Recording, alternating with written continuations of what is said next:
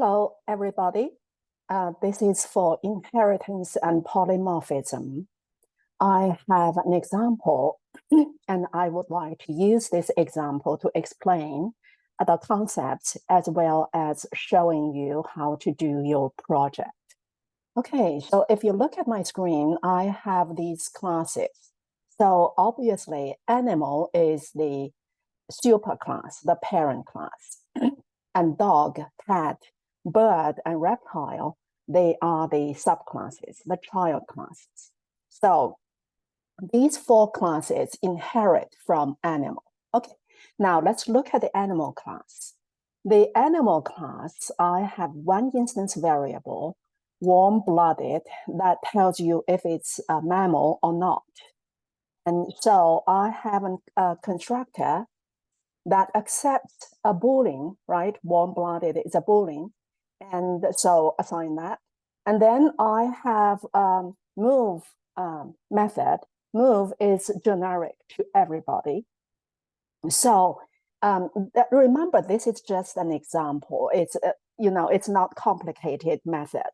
So move, I simply output a statement. I am moving. So the return type is void. Speak, I am speaking. Simply print out this message. And then toString. toString, remember, if you do not implement toString, toString is inherited from the object class. The object class is the super class, right? The root class. Every class inherits from object. So if you do not implement toString in your class, then it will call the object classes toString. And that toString method returns an object ID and the address of where that object is. So it's always, you always implement your own toString method because it's specific to your object. And your toString, I think I said this in my last video, your toString always returns a meaningful string that represents your object. And what is that? What represents your object? The state, right? The state is the instance variables. So here, you are going to, I'm returning, I am a, and then I'm using this ternary operator, conditional operator. So it must be within the parentheses, right? Okay, warm-blooded. And remember, warm-blooded is true or false. So warm-blooded, yes. Then you output mammal, not output, but concatenate mammal to I am a. If not warm-blooded, if that's false, then you concatenate cold-blooded animal to I am a. So that is the string, toString method. Now, let's look at the dog class, okay? The dog class, oh no, what I want to do is, in this video, I want to make it short. In this video, I want to talk about the constructor. So let's look at the constructor. Well, sometimes when I create a dog, I don't know what species it is. That's my private instance variable. So I can just create a generic dog. And then later on, I will know what species it is. It's just like you want to adopt an animal, a dog. Do you know what type yet? No, maybe no, but you have that placeholder there. And so that's what this is. So I'm going to do that. But before that, I need to explain. So dog is a child class of animal. That's why we have extends animal. Right? That means it inherits this animal class.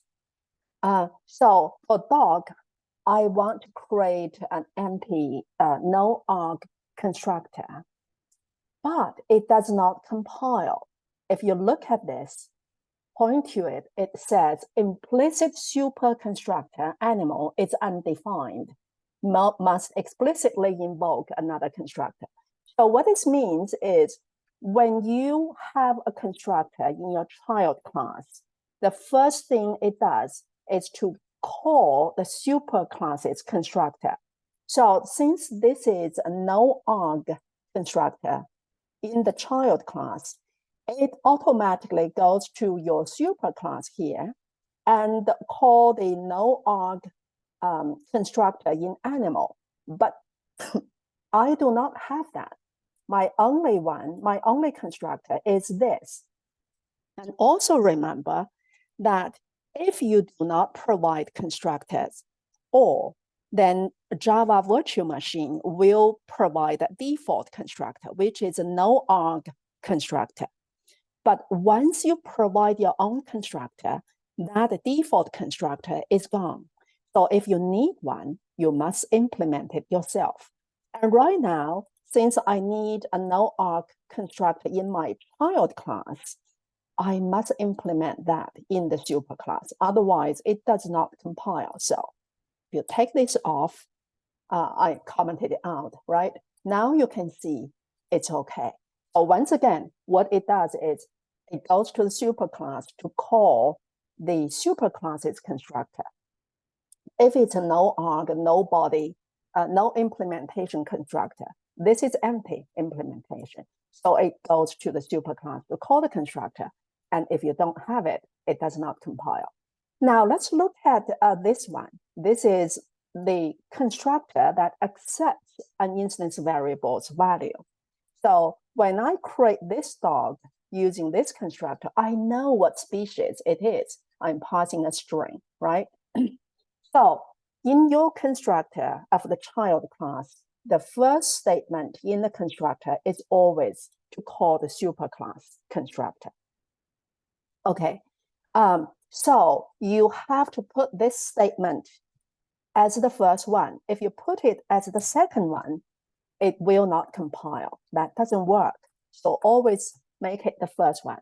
So because we know when we create dog, we know dog is a warm-blooded animal and it's a mammal. So I call the superclass's constructor and just pass the value true to it.